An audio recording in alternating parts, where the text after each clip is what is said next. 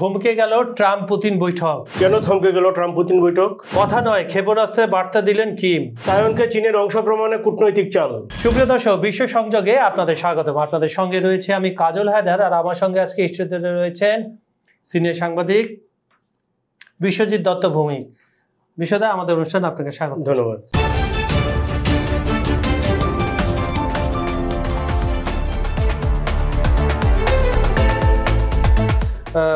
প্রথমে আমরা কমেন্ট পড়ে সরাসরি শেখ নজরুল ইসলাম উনি জানাচ্ছেন, ওয়ান্ডারফুল শো, শুধু দেখতে থাকতে ইচ্ছা করে।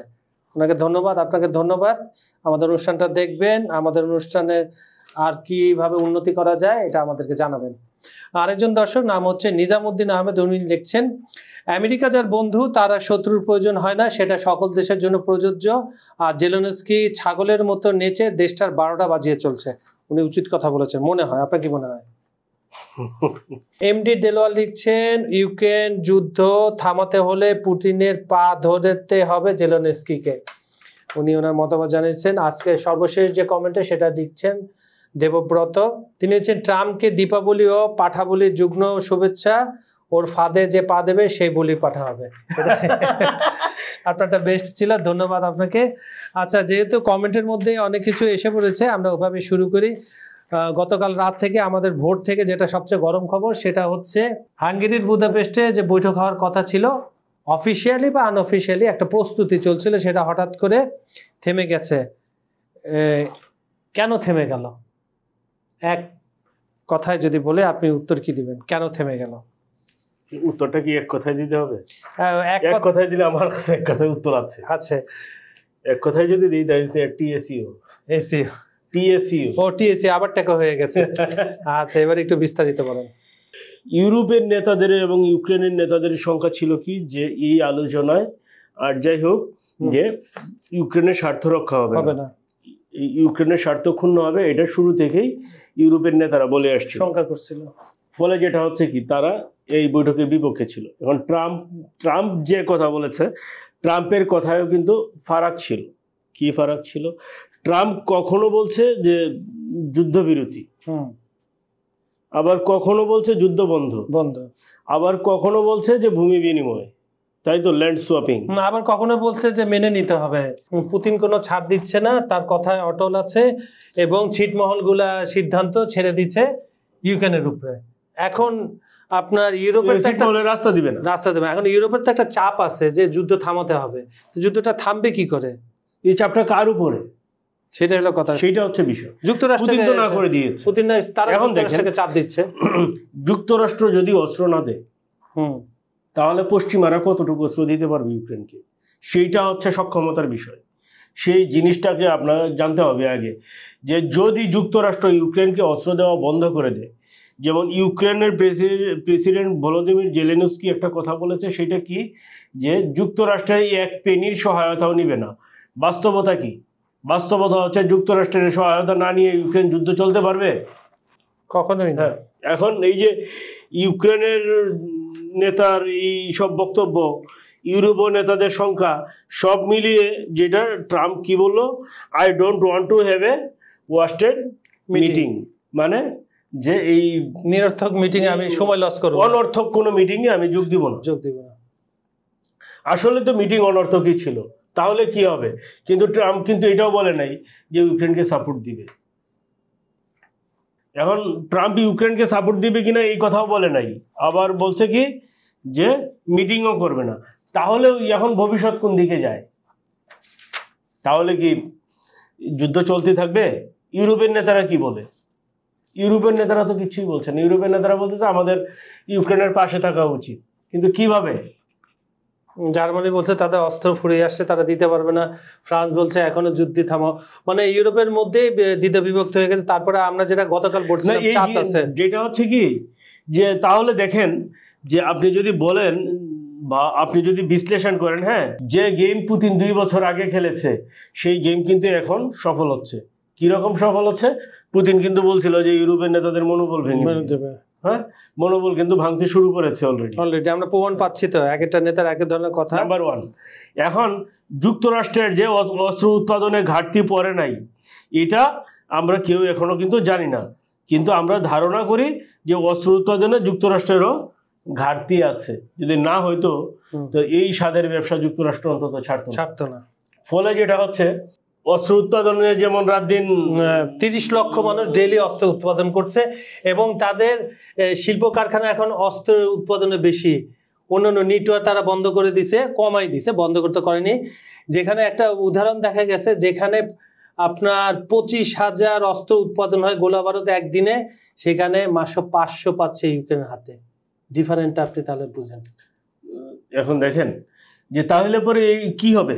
রাতে আমি ইউক্রেনের ম্যাপ দেখতেছিলাম, ইউক্রেনের ম্যাপের কি অবস্থায় আছে, জাস্ট কি অবস্থায় আছে, যে আমি দেখলাম যে দানিপ্রো রিভারের যে এক সাইড রাশিয়া দখল করে দিয়েছে।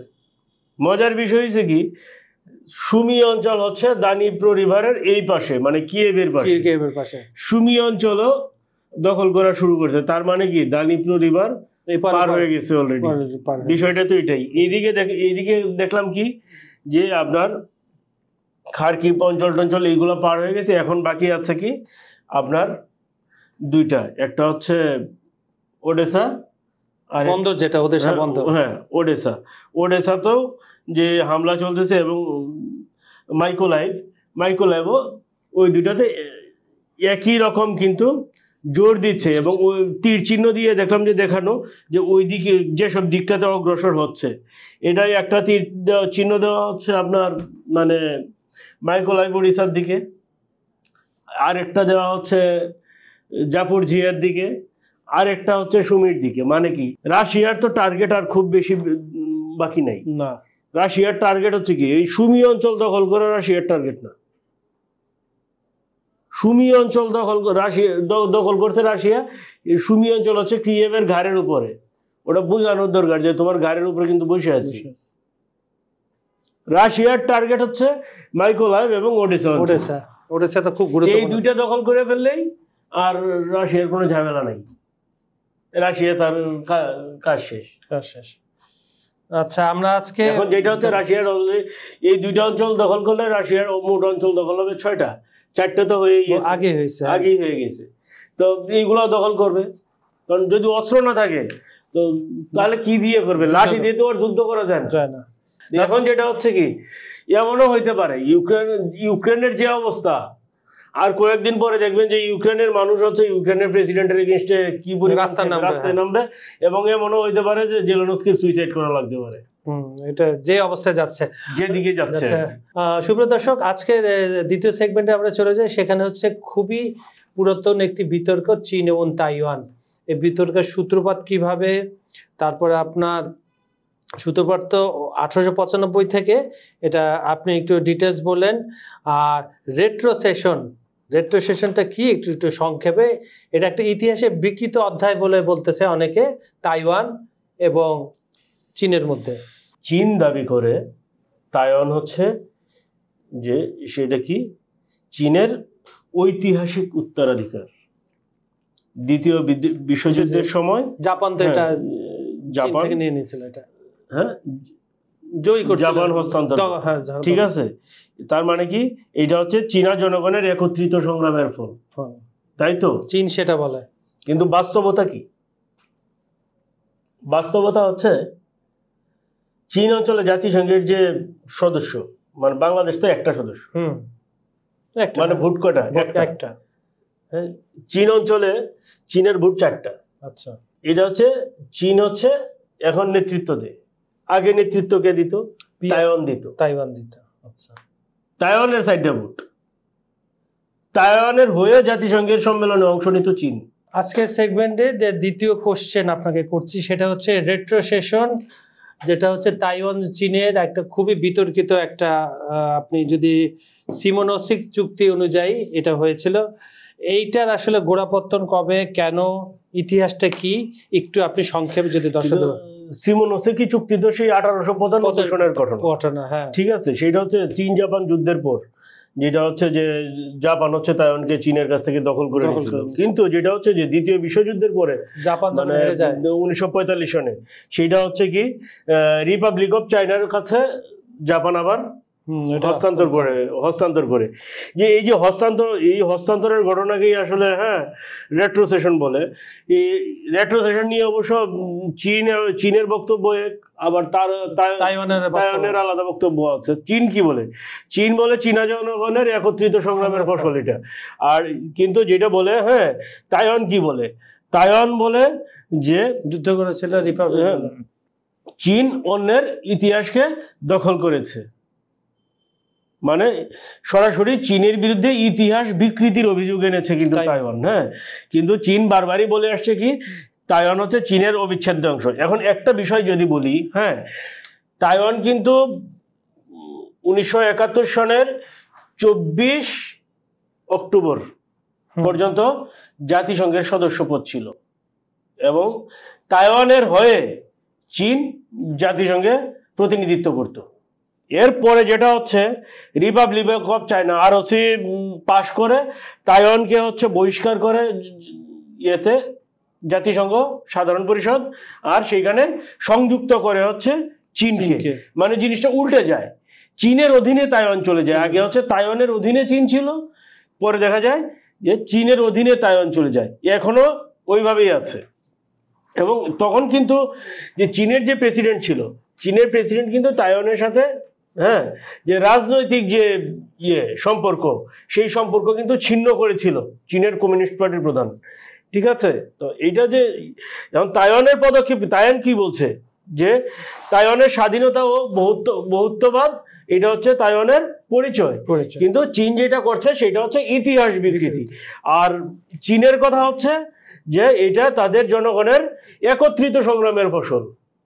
তাহলে দুইটা দুই রকম হয়ে গেল, বিষয়টা তো তাই। কিন্তু এখন দেখেন, যদি এখন এই যে রেট্রোসেশন, এই রেট্রোসেশন অনুষ্ঠান করতে যাচ্ছে চীন। এখন তাইওয়ান সরকার কি বলল যে এই অনুষ্ঠানে তাইওয়ানের কোনো কর্মকর্তা কিংবা তাইওয়ানের জনগণ চীনে গিয়ে করবে না, এই অনুষ্ঠানে অংশ নিতে পারবে না।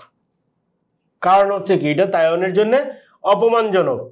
এখন দেখেন যে তাইওয়ান যুক্তরাষ্ট্রপন্থী, একদম সোজা সাপটা হিসাব। তাইওয়ানের নেতা সে তার লেখাপড়া যুক্তরাষ্ট্রে এবং সে আধুনিক চিন্তাধারার মানুষ। সে তাইওয়ানকে প্রতিনিধিত্ব করে সর্বক্ষেত্রেই, এবং সে চায় যে তাইওয়ান আজ না হোক কাল স্বাধীন হবে। এটা সে স্বপ্ন দেখে, একদম সোজা হিসাব। কিন্তু যেটা চীন এই জায়গায় একদম পুরো উল্টু। চীন তাইওয়ানকে স্বাধীন হতে দিবে না। এর জন্য যা যা করা দরকার চীন তাই করছে। এমন কি দক্ষিণ চীন সাগর থেকে শুরু করে আশপাশের যত এলাকা, এইগুলা থেকে চীন বেস করে রেখেছে যাতে মার্কিন কেউ এসে এইদিকে এই অঞ্চলে ঘাঁটি করতে না পারে। আচ্ছা, আজকে সেগমেন্টের সর্বশেষ একটা খুবই চমকপ্রদ, পশ্চিমারা তাকে দুষ্টু ছেলে বলে। আমি বলছি নর্থ কোরিয়ার প্রেসিডেন্টের কথা। খেতে হবে, সে খেতে পাক বা না পাক, তারা ক্ষেপণাস্ত্র বানিয়ে যাচ্ছে।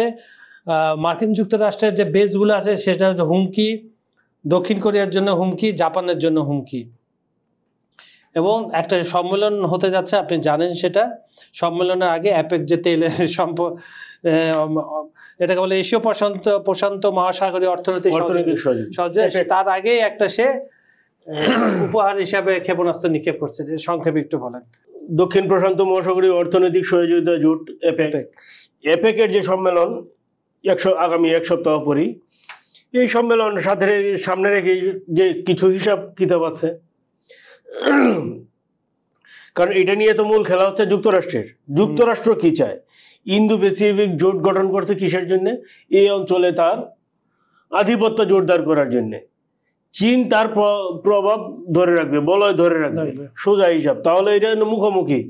দক্ষিণ কোরিয়া চায় দুই পরাশক্তির মাঝখানে নিজেদেরকে জানান দিতে। তো উত্তর কোরিয়া কি বসে থাকবে? উত্তর কোরিয়া তো বসে থাকবে না। কারণ আপনারা সবাই সবার মতো করে হিসাব করে নিলেন, আপনারা অ্যাপেকের এতে হিসাব করে নিলেন। তো উত্তর কোরিয়া কি করবে? উত্তর কোরিয়া কি নাই? উত্তর কোরিয়া তো আছে, থাকার জানান দিতে হবে না? ওই জানান দেওয়ার জন্য 350 কিলোমিটার রেঞ্জের একটা ব্যালিস্টিক ইয়ে করে দিয়েছে, ওটা যায় ভূমিতে যায় পড়ছে, এতেই দেখা গেছে মোটামুটি এই অঞ্চল গরম হয়ে গেছে। তো বিষয়টা হচ্ছে এটাই। এখন দেখেন যে কিছু হইলেই উত্তর কোরিয়া, কিছু হইলেই মাথা নষ্ট হয় কার? দক্ষিণ কোরিয়ার জয়েন্ট চিফ অফ স্টাফের। তার হচ্ছে কি এই ক্ষেপণাস্ত্রতে এই হইলো, এইটা এই করে, এইটা ওই করে, এই করবে, শিউল এই করছে, এই করছে, এইরকম বিষয়গুলো, ঠিক আছে। যুক্তরাষ্ট্র জাপান বিষয়গুলো, মানে সে হচ্ছে যে এক ধরনের মানুষ থাকে না, যে তার কোনো কাজ নাই, এই বাড়ির কথা ওই বাড়িতে যায় বলবে, ওই বাড়ির কথা ওই বাড়িতে যায় বলবে, হ্যাঁ, মানে এই কথা বলাই কাজ। মানে এই যে এইগুলো কিন্তু গাজীর গানে খুব সুন্দর করে, গাজীর যে পট, গাজীর পটে কিন্তু এই আলোচনাগুলো সুন্দর করে করে। হ্যাঁ, আমার কিন্তু গাজীর পটের বেশ কিছু জিনিস আমার মুখস্থ ছিল।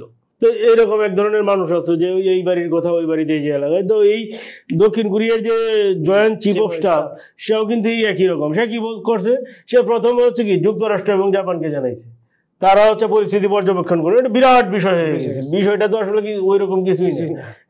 বিষয়টা তো যেটা হচ্ছে যে যুক্তরাষ্ট্র হচ্ছে, হ্যাঁ, যুক্তরাষ্ট্র এমনিতেই চাপের মধ্যে থাকে, উত্তর কোরিয়া একটু যুক্তরাষ্ট্রকে আর একটু চাপের মধ্যে ফেললো। বিষয়টা তাই ইন্টারেস্টিং হচ্ছে। চীনকে কি বার্তা দেয়? চীন তো বন্ধু না, চীন বন্ধু, কিন্তু চীনকে স্মরণ করে দিল, আমি আছি, হ্যাঁ, তোমার নিয়ন্ত্রণ নাই, কিন্তু আমি আছি, আমি আমার মতো আছি, হ্যাঁ, হয়তো তোমার কিন্তু কারো নিয়ন্ত্রণে না। এখন দেখেন দক্ষিণ কোরিয়া ওইটা নিয়ে, হ্যাঁ, দক্ষিণ কোরিয়া হচ্ছে সবসময়, হ্যাঁ, ইনফিরিয়রিটিতে ভুগে। হ্যাঁ, মানে আমি কি দুর্বল, ঠিক আছে। আপনি যদি নিজে মনে করেন যে আপনি দুর্বল, তাহলে তো আপনি দুর্বলই। হ্যাঁ, এখন দেখেন, এখন যেটা হচ্ছে কি, এটা আসলে অ্যাপেক সম্মেলনে কি হবে এটা নিয়ে এখনো পর্যন্ত কোনো কিছু পাওয়া যায় নাই। কিন্তু এটা ঠিক, হ্যাঁ, এই যে ভূ রাজনীতি উত্তর করে একটু গরম করে দিল, হ্যাঁ, এই গরমটা কিন্তু সম্মেলনে প্রভাব পড়বে, এই বিষয়টা মোটামুটি আমরা নিশ্চিত। সুপ্রিয় দর্শক, খবর সংযোগের আজকের পর্বটি আপনাদের কেমন লেগেছে আমাদের জানাবেন। আমাদের ভিডিওগুলো লাইক, কমেন্ট ও শেয়ার করবেন। আর এখানে কোনো কিছু যদি আপনারা দেখতে চান, শুনতে চান, আমাদের কমেন্টে লিখুন। আমরা চেষ্টা করব সে বিষয়ে পুঙ্খানুপুঙ্খভাবে আলোচনা করতে। আজ এখানে বিদায় নিচ্ছি, আগামীকাল আবার দেখা হবে। ধন্যবাদ সবাইকে। ধন্যবাদ।